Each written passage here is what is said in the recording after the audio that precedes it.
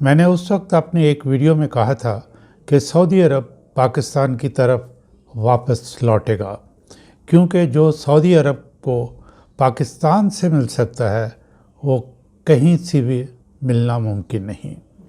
وہ تھی حرمین شریفین پر جان قربان کرنے والی افرادی قوت، جس میں پاک فوج کے کمانڈوز، پاک ایئر فورس کے پائلٹ اور ہر طرح کے ماہرین شامل ہیں۔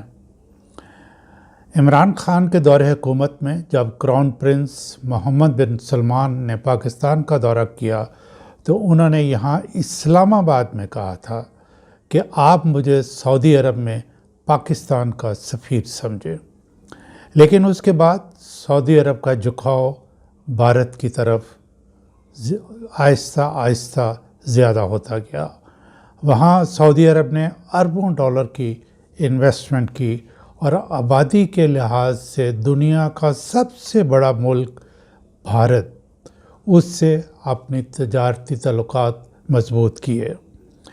دفاعی لحاظ سے اپنا انحصار امریکہ پر رکھا۔